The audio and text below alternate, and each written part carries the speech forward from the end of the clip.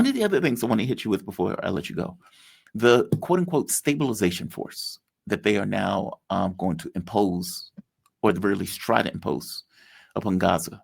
Hamas has come out and very clearly stated this is a non-starter for us. This doesn't abide by any principles of the Palestinian people. It's basically a colonial effort. It's like a Balfour Document 2.0 in the way that they are trying to impose Tony Blair, Donald Trump, let's say governments that were completely complicit in one sense, paying for the genocide outright. And in another sense, one of the governments that were complicit in the genocide itself. Tony Blair is a warmonger in and of himself. But you're imposing this on a group and a population of people at the behest of the Israeli government. Give me your take on this. I mean, for one, do you think this is ever going to come to pass? Do you think this even works? I mean, the short answer is a big fat no.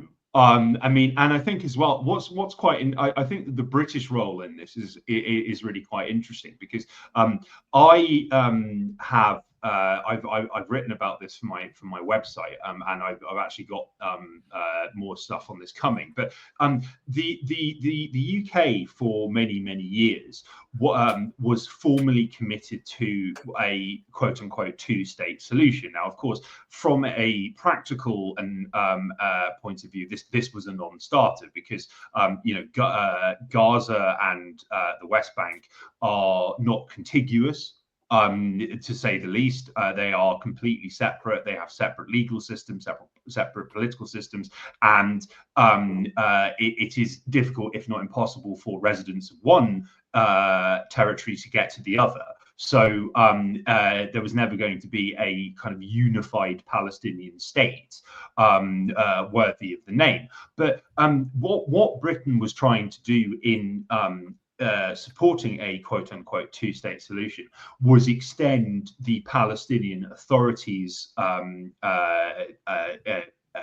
well, for want of a better word, authority over Gaza. Now, the Palestinian Authority is this kind of brutal Zionist appendage, which it basically does Israel's dirty work for them. In the West Bank, they have a very brutal security force which kidnaps, tortures, and imprisons Palestinian residents of the West Bank on non-existent charges. They are trained by the British in the art of killing, and routinely deployed to carry out brutal crackdowns against Palestinian resistance in the West Bank. But the London's objective was to, yes, extend this illegitimate. I mean, it must be. I must add that like zero Palestinians support the Palestinian Authority. It has absolutely zero credibility or legitimacy with anyone it claims to govern. And so they were trying to extend Palestinian Authority control to Gaza, this was in itself a non-starter because of the strength of Hamas at the time. Now, Hamas has emerged from the genocide in Gaza stronger and more popular than ever. And they are not going to willingly disarm. They are not willingly going to rescind power. I mean, particularly on the latter point, they have stated they're open to dialogue, but various conditions must be met before they consider even consider any terms dictated by foreign powers. Now, I mean, the 20-point plan that Trump has released for ending the war in Gaza is just, I mean, it's complete nonsense, and it would, yes, require the deployment of masses of soldiers from numerous different countries, including Britain, to Gaza to try and enforce this. It's just not going to happen. Like, I mean, it's if you think about all of the toing and froing and all of the kind of farcical, it's like a farcical game of Pong that's been played over whether the EU could deploy a peacekeeping force to Ukraine. Imagine that, but significantly maximized. The residents of Gaza will reject it, just reflexively. Hamas will reject it reflexively. So you're just creating, yet another quagmire in West Asia, which will eat up a lot of resources. Will probably just be if it is implemented, which is doubtful, it will just ignite a major quote unquote civil war in Gaza, with Gazans and Hamas on one side, and whichever foreign countries is stupid enough to deploy their own forces there on the other, and it won't end. And I might add as well that absent from any consideration of this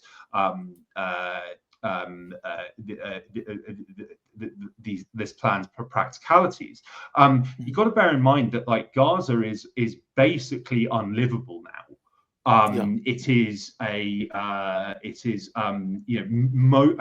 think it's by UN estimates, it's like 80% of its buildings have been reduced to rubble. Right. Yep. So it's like, the cleanup operation to clear the all of the debris, and of course that's going to be a difficult job in itself, because there will be so many Palestinians bodies left in this in the devastation.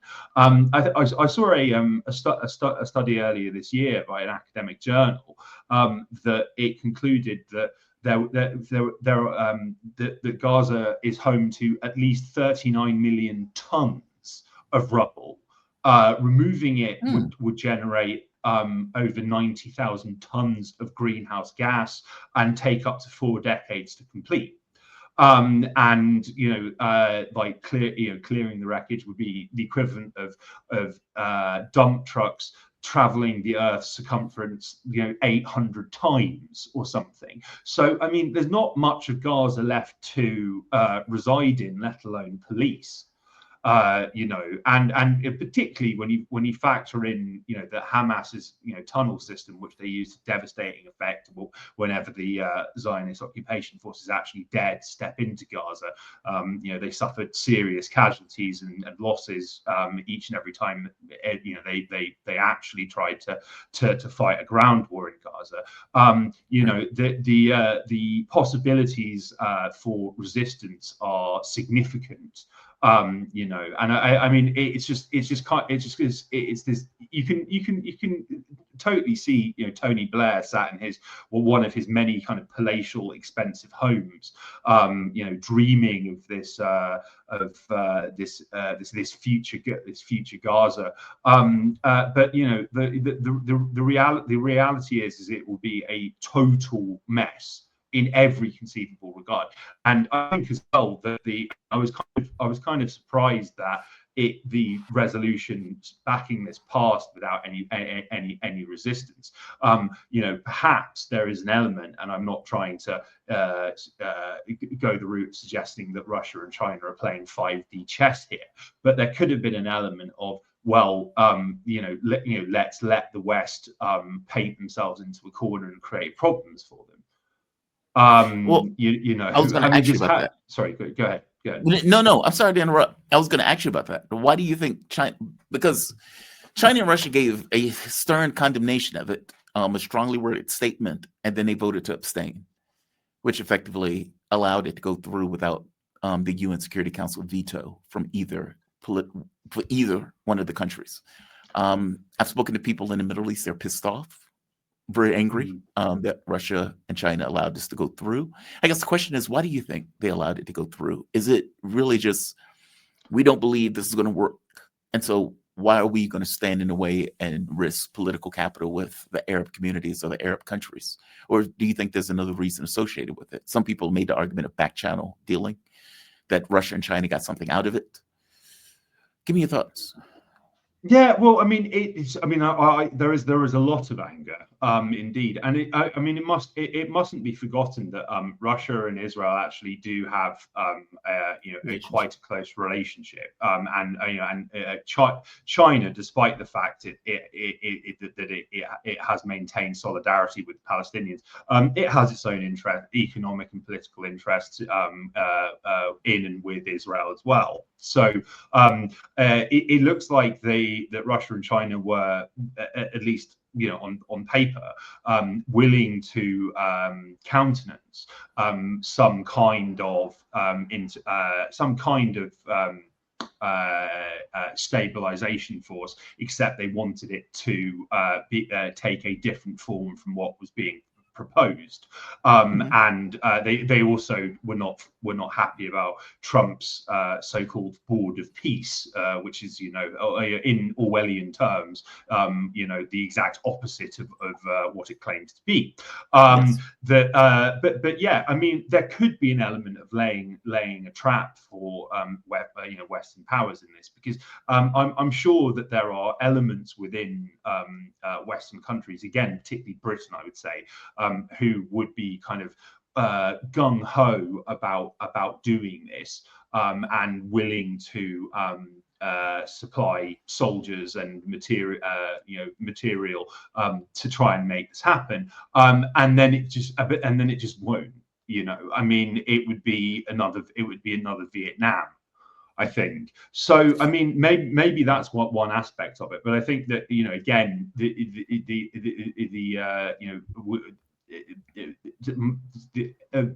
sympathy and pity for the Palestinians is absolutely bottomless, because I mean, no one's coming to their rescue at all. Like, Arab states are all paid off, led by comprador regimes who will do whatever the West tells them. Like China and Russia are not coming to the rescue.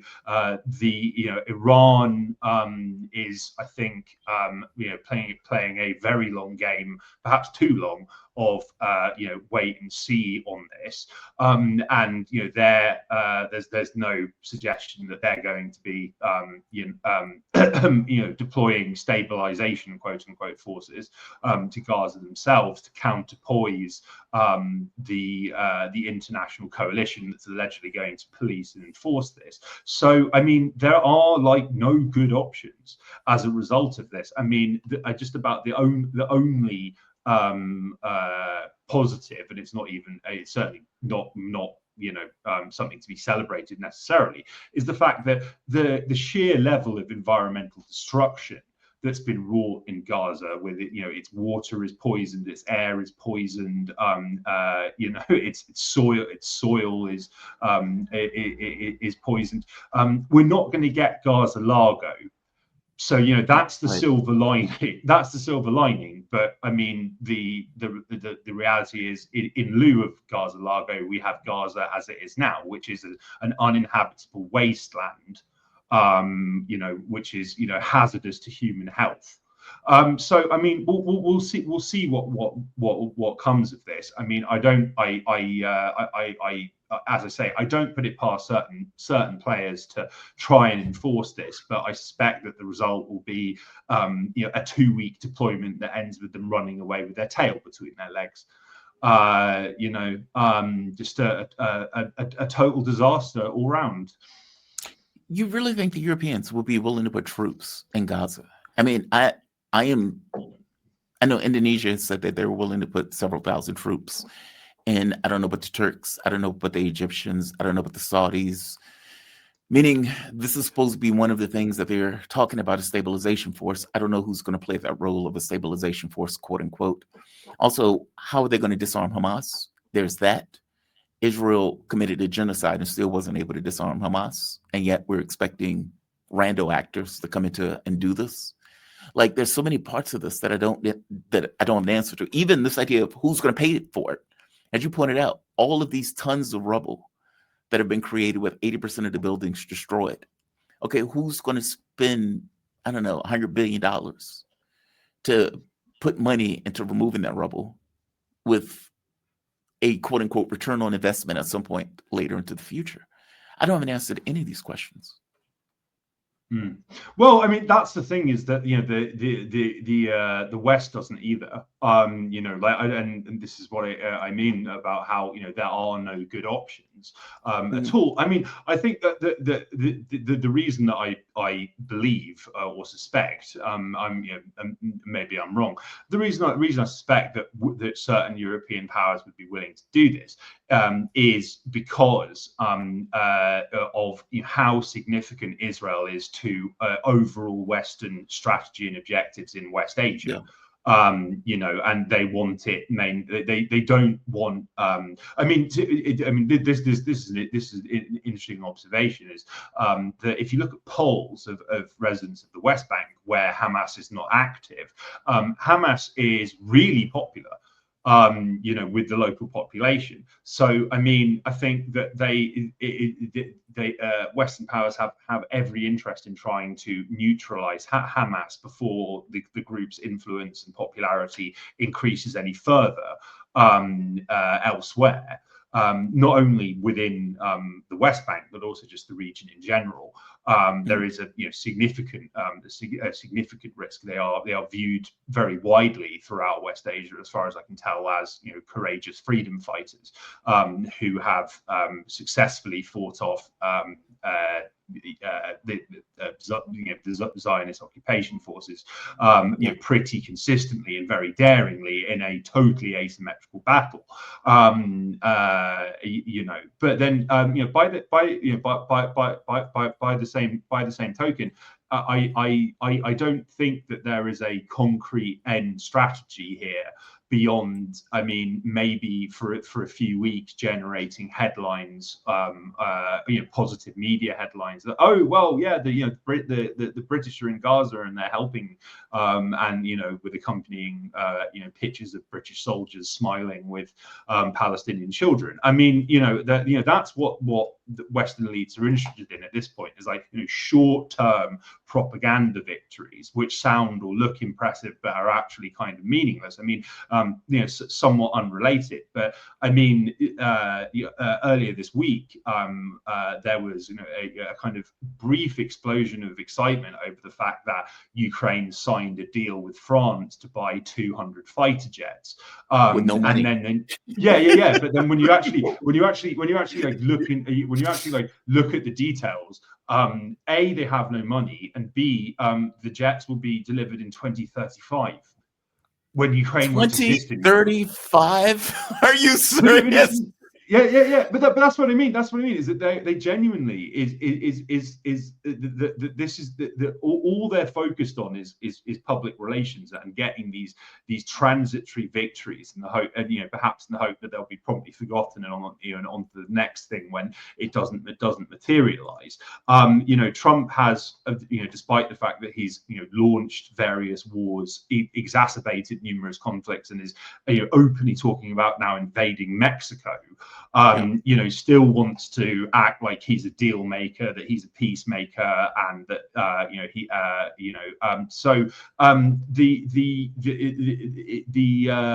the focus on in media reporting on this stabilization force is that it's based on Trump's vision, Trump's plan, blah blah blah. I mean, really, I don't think there is much of a plan, if at all, beyond we'll say things which sound impressive but actually can't be realized in actual real life, and wouldn't work even if they could be. I mean, as I say, a gigantic mess, and the ultimate victims, as always, are going to be the poor Palestinians. We still need to keep speaking up for them, because despite this alleged, again, this ceasefire that quote unquote that was announced with much fanfare, it lasted about a day before Israel started, carrying out indiscriminate attacks yet again in Gaza, and killing Palestinians who were trying to get food and other aid from Western suppliers on the ground and that sort of thing. And it's just like it's all for show. But you know, now that there's a quote unquote ceasefire, the media has ceased being so interested in what's happening in Gaza, but the slaughter continues apace. So it's like, okay, well, we've got this stabilization plan, fantastic, okay, but then it's like, well, I mean, when it actually comes to implementation, will it get past initial discussions? You know, will a single foreign boot tread in Gaza? You know, that's that is very, very doubtful. And I wouldn't even suggest that we're at a crossroads now. I just think that you know, that Israel is off leash. They've gotten away with this, you know, to such a degree that you know, Netanyahu is basically openly boasting about how, well, you know, the war, from our perspective, the war isn't over. That's not getting media coverage. The Knesset recently voted to formally and permanently annex the West Bank and you know, marked out as Israeli territory. There was like open discussion about annexing parts of Lebanon and maybe other you know, neighboring countries as well. And you know, they know no limits, because nobody is, apart from Hamas, is actually standing up to them. So you know, yeah, it's I think that, yeah, a quagmire, a kind of irreconcilable quagmire has been created here, and I can't see any concrete results, you know, emerging from this UN vote. And as I say, you know, any attempt to implement it is going to be very robustly opposed, you know, perhaps with arms and explosives. But you know, we shall see, I suppose. Yeah. Ancillary to this, Prince Bonesaw was in the United States. I was traveling when Khashoggi was chopped up with a bone saw in the Turkish embassy. And I remember it was on every television, like everywhere, every country I would jump into, it was front page news. Khashoggi, journalists for Washington Post, chopped up with a bone saw. And to make it even worse, he was at the Saudi embassy in Turkey because he was trying to get a marriage certificate to marry his girlfriend, which makes it even worse, right? He's like, he did it for love, even though he knew he was going into hostile territory, to put it mildly. And he ended up being right that it was indeed hostile territory. They left her standing outside when she effectively knocked on the door saying, "Hey, where's my boyfriend?" They were like, "We have no idea what you're talking about." And obviously Erdogan had the place bugged, and so he knew exactly what took place. So Prince Bonesaw is at the White House. Trump has decided to sell F-35s to him. Obviously, he's getting something out of this. What Donald Trump wants is him to sign on to the Abraham Accords. Listen to his answer when the Abraham Accords comes up. Listen very closely to what he says here, because it doesn't sound like Donald Trump is going to get what he wants on this. But I think you have a very good feeling for the Abraham Accords. Yes, Mr. President, we want peace for the Israelis, we want peace for the Palestinians, we want them to coexist peacefully in the region, and we will do our best to reach that date. And the defense agreement, but basically, that's not a yes. That's anything but a yes, right? He says, "Hey, I'll let you answer this question on the Abraham Accords." And his response to it is, "Hey man, we want peace. We want the two-state solution. We want peace with the Israelis. We want peace for the Palestinians. We want peace around the globe. We want ice cream. We want unicorns. We want all of those things." And so, yeah, thanks very much for that. He's not answering yes. It's amazing to me. And yet he's still getting aid, the F-35s. Apparently Donald Trump has decided to give Saudi Arabia non-NATO alliance of sorts, meaning it's like the closest thing to NATO that you could get without it being NATO in regards to some kind of defense treaty with the United States. Why is Trump giving all of these goodies and still not getting what he wants? And do you think he's serious about the whole two-state solution? I got to be honest with you. I've considered the two-state solution a shiny object. As you pointed out, the West Bank and Gaza are not contiguous. Like, if you look at a map, these things are far apart, with Israel has settlements all between. What is going on with this? I mean, is this for political consumption at home, in his case, because he realizes that most of his public is against this notion of formalizing a relationship with Israel, especially as they continue to commit murder on a massive scale? Give me your thoughts on this. Yeah, sure. I mean, Trump is, of course, very fond of big shiny deals, and I think as well that the this probably ties in with his hope to get some kind of resolution to the war in Gaza, because you got to bear in mind that one of the triggers for October 7th was Saudi Arabia was on the verge of recognizing Israel, Yes. which has been a long-term objective Yes. of successive U.S. administrations. Right. They hadn't gotten they very little headway had been made, and it got to the point where Prince Bonesaw, excellent name, the branded ice cream bars, surely not far behind, that it got to the point where MBS was basically threatened, saying, we are going to withdraw all military and intelligence support for you if you don't recognize Israel. So that was one of the reasons that one of many reasons that Hamas launched Operation Al-Aqsa Flood. Right. And it has placed the Saudis in a very, very difficult position, because bin Salman makes a big play of how Saudi Arabia is the heart and the soul and the brains of the entire Muslim world, which that encompasses pretty much every continent in the world, in the world. And given that 100% of Muslims support the Palestinians and loathe Israel viscerally, that is a very tricky balancing act for bin Salman. So I suspect that this deal is on top of getting some kind of propaganda win and saying, oh well, we've got all this money coming in, and I've brokered the deal of the century, blah blah blah.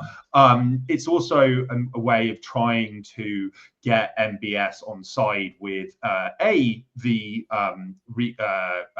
occupation plan, but B as well, recognition of Israel. And I think the fact that Trump, in typically brash style, used the opportunity to slam Khashoggi. He said that he said of Khashoggi, he was someone that a lot of people didn't like. So it was almost like he was saying to MBS, hey, it's all fine, it's all good, and he literally said things happen. So he was, right, he was with Khashoggi. Right. Yeah. And it's just like, I think the Khashoggi murder was quite. It was horrific. But what was quite interesting is that yes, as you say, that they wanted to use Turkey because Turkey is even though it is a core NATO member, it's very much viewed as a neutral country, and it does maintain relationships with East and West, and acts. It was Turkey that was at the forefront of peace negotiations between Russia and Ukraine. That must never be forgotten. And so the Saudis thought, well, because this is kind of neutral territory, we can get away with doing this. And Erdogan was like, not having it. And specifically exposed them. So it's like, I think this was Trump's way of saying, no hard feelings, everything's well, you can rely on us, now sign on the dotted line and say that you recognize Israel.